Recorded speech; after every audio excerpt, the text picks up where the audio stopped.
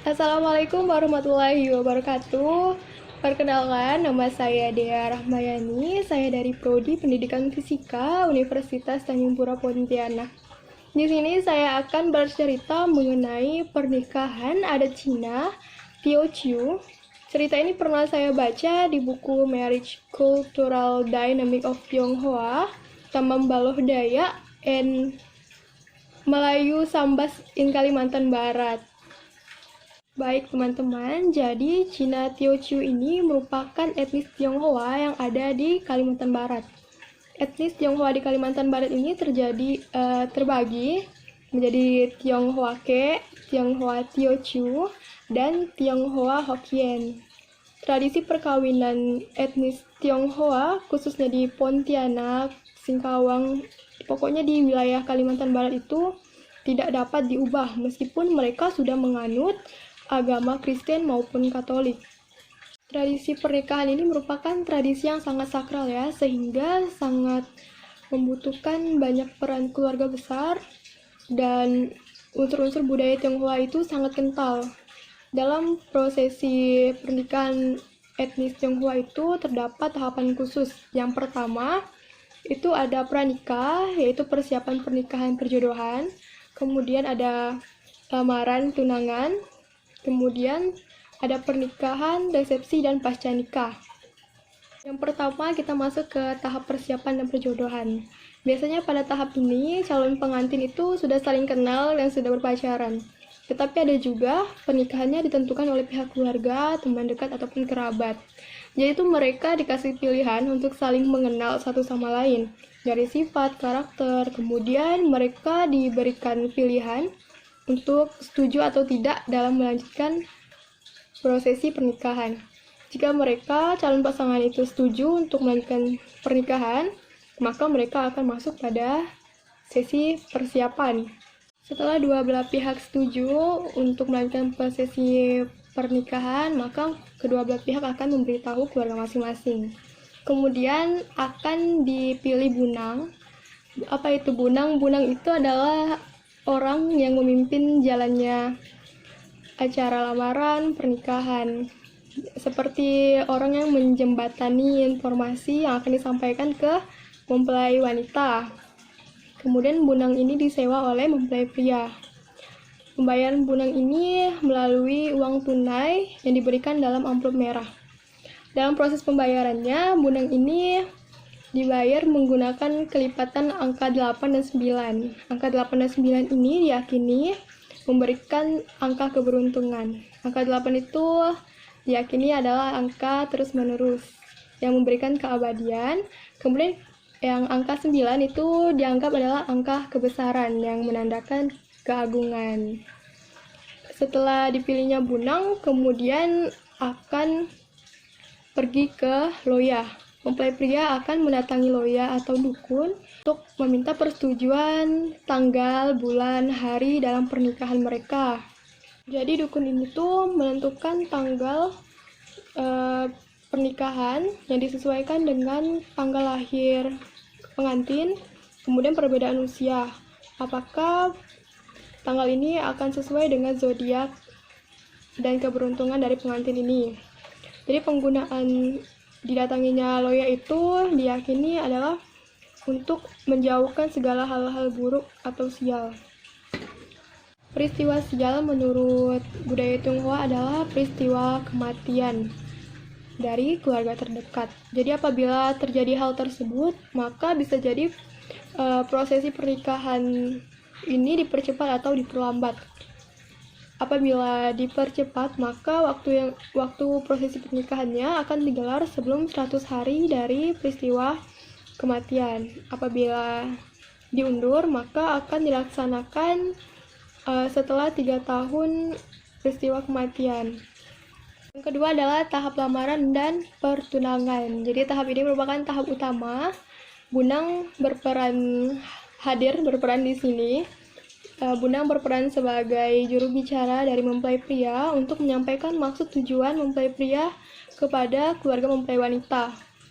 Jadi pada tahap ini adalah proses penyerahan hadiah mempelai pria kepada keluarga mempelai wanita. Kemudian juga menentukan hari dan tanggal pernikahan yang telah disepakati oleh loya tersebut. Kemudian pada prosesi ini mempelai wanita dan pria bertukar cincin sebagai pengikatnya. Kemudian sesuai arahan dari loya, setiap acara menggunakan kain merah. Kain merah ini melambangkan keceriaan. Kemudian pada setiap hadiah disisipkan juga kain-kain merah. Kemudian hadiah-hadiah yang diberikan oleh mempelai pria ini diletakkan di atas meja khusus. Kemudian dalam pemberian hadiah itu harus genap. Minimal itu 6. Karena kalau 2 itu menurutnya adalah sedikit dan 4 itu merupakan angka sial. Makanan yang dibawa pun berupa makanan kaleng seperti jamur, kacang-kacangan, kemudian buah-buah jeruk mandarin, anggur, dan apel. Semua buah ini dianggap sebagai buah yang menandakan kebaikan. Kemudian ada sepasang lilin yang menandakan untuk melindungi sepasang keluarga baru. Biasanya lilin ini bercorak burung ponik dan ataupun naga. Kemudian mempelai pria juga membawakan 2 tandan undangan tercetak. Ini akan dibagikan untuk keluarga mempelai wanita, kemudian sisanya akan diberikan untuk mempelai pria kembali. Kemudian ampau ini dipegang oleh pengantin pria yang kemudian akan diberikan kepada keluarga pengantin wanita. Dan itu juga pengantin pria membawakan alat kosmetik sebagai kebutuhan sandang dari mempelai wanita. Setelah prosesi pertukaran cincin, kemudian keluarga mempelai wanita itu memberikan seserahan kembali kepada mempelai pria. Isinya itu adalah ciateng atau alat jahit, kemudian ada lampu minyak atau lampion, 1 set teko dan cangkir untuk kangte, kemudian cermin, sepasang kipas angin, wadah atau baskom untuk kegiatan siomin ciu. Kemudian ada sepasang boneka laki-laki dan perempuan, sisir, sendal, panci, dan sepasang handuk besar yang dibentuk angsa. Jadi mempelai wanita ini diharapkan untuk datang ke rumah mempelai pria untuk mengatur barang seserahan dari mempelai wanita tadi. Setelah diminta bunang untuk masuk ke rumah mempelai pria, akan ada tradisi di mana mempelai wanita akan diminta untuk membuka koper yang telah dibawa, hadiah yang telah dibawa itu untuk disimpan di kamar pengantin. Nah, kemudian adalah tahap selanjutnya itu tahap persiapan pernikahan, meliputi tahap foto prewedding, pembagian undangan, dan pembagian tugas panitia untuk acara pernikahan. Ada hal unik dari undangan tersebut, yaitu dapat berisi tiga jenis barang di masing-masing undangan. Itu ada pinang, teh liau atau manisan, kemudian akan ada permen. Jadi pinang ini menandakan bahwa tamu undangan itu sangat diharapkan untuk datang. Kemudian yang berisi manisan itu merupakan tamu kehormatan yang berhubungan dengan keluarga garis keturunan dari kedua mempelai. Kemudian yang berisi permen itu adalah cenderamata dari yang menggelarkan resepsi yang membagi kebahagiaan mereka. Dalam tradisi Tionghoa terdapat tradisi utama yaitu kangte. Tradisi pernikahan Tionghoa ada tradisi utama yaitu kangte. Kemudian sebelum sehari pernikahan akan ada ritual membuka wajah, yaitu mempelai wanita dibersihkan rambut-rambut halus pada wajahnya untuk mengungkapkan kecantikan. Saat fajar, sebelum mempelai wanita ini berdandan, diwajibkan untuk mandi pada 7 jenis bunga dan daun maco. Tradisi ini bertujuan untuk menghilangkan roh-roh jahat dan kesialan, serta membuka aura pengantin dan aromatik menjadi wangi. Mempelai pengantin ini menggunakan gaun berwarna putih yang menandakan bahwa mereka akan menghadapi kehidupan baru, serta melambangkan kesucian.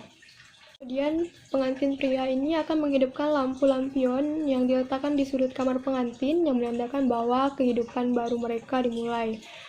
Kemudian sebaiknya lampion ini tidak dimatikan dan dibiarkan selama 3 hari.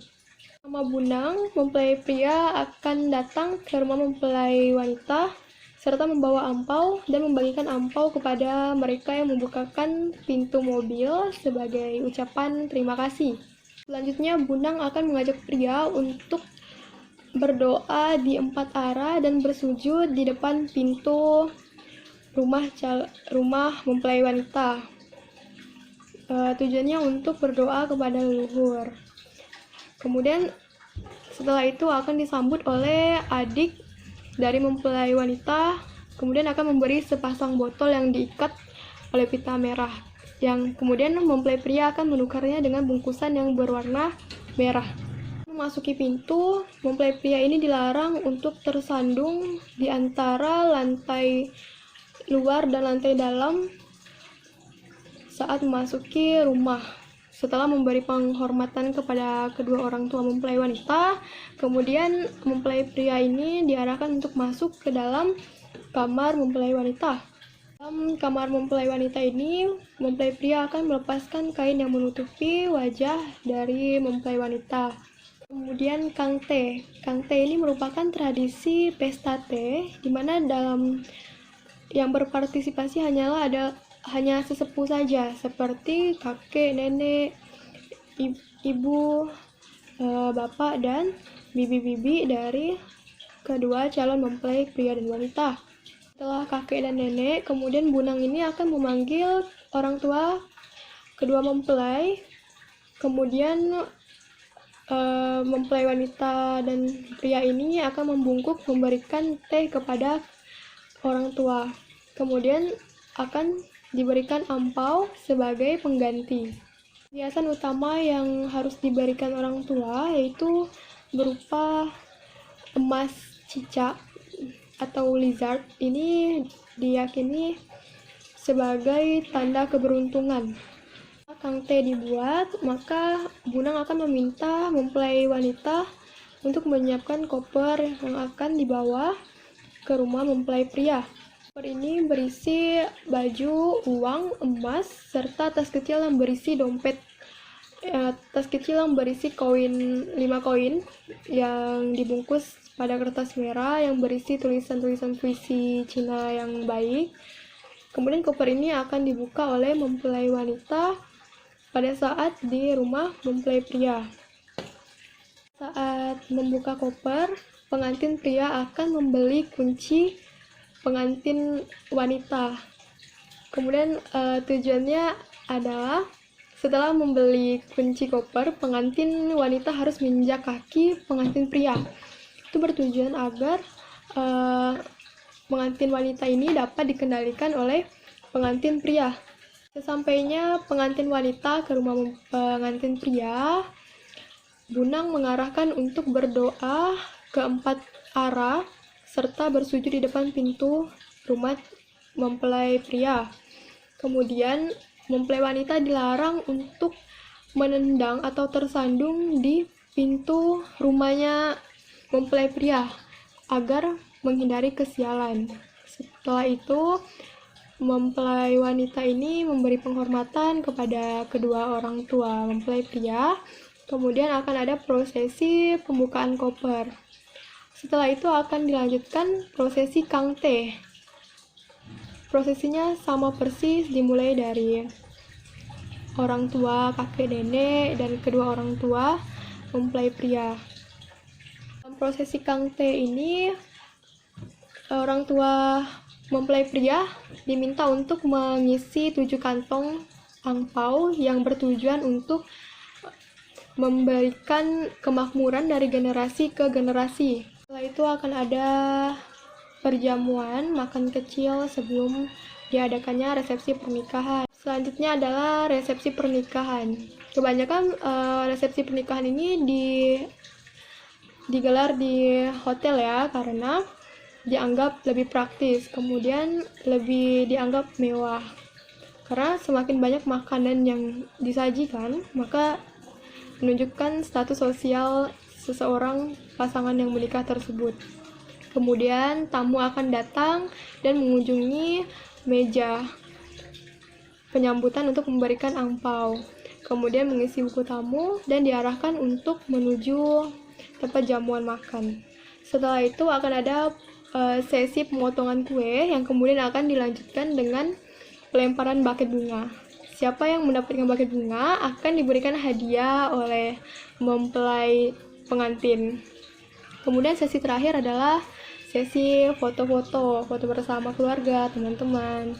Setelah diadakannya resepsi pernikahan, akan ada ritual selanjutnya, yaitu yang dilaksanakan pada setiap pagi selama 3 hari berturut-turut, di mana para pengantin ini diminta untuk mengisi air dalam baskom. Tujuannya untuk mencuci wajah dan mencuci kaki orang tua pria.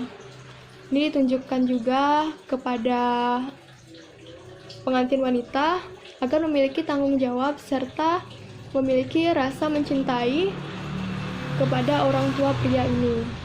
Pada hari ketiga ini, lampu minyak yang dinyalakan secara beraturan itu harus dimatikan juga. Kemudian, tradisi yang tadi selama 3 hari berturut-turut itu tidak lagi dipraktikkan. Kemudian acara selanjutnya adalah Teng Sajid atau kepulangan di hari ketiga di rumah orang tua mempelai wanita. Kemudian acara ini akan diadakan acara makan keluarga. Acara makan bersama ini dilaksanakan di rumah pengantin wanita, di mana diharapkan juga pengantin wanita ini dapat melepaskan kerinduannya kepada kedua orang tuanya. Kemudian biasanya orang tua dari pengantin wanita ini memberikan nasihat kepada putrinya dalam menjalankan rumah tangga. Setelah itu, pengantin akan pulang dan seluruh rangkaian acara telah selesai. Kemudian ada hal unik bahwa dikatakan pengantin yang baru menikah dilarang untuk datang ke pesta pernikahan orang lain sebelum 100 hari. Hal tersebut dikatakan adanya keyakinan bahwa aura pengantin baru akan memberikan kesialan kepada pengantin yang akan didatanginya. Baik, itulah serangkaian tahap dari pernikahan adat Cina etnis Tionghoa Teochew. Kurang lebihnya saya mohon maaf. Wassalamualaikum warahmatullahi wabarakatuh.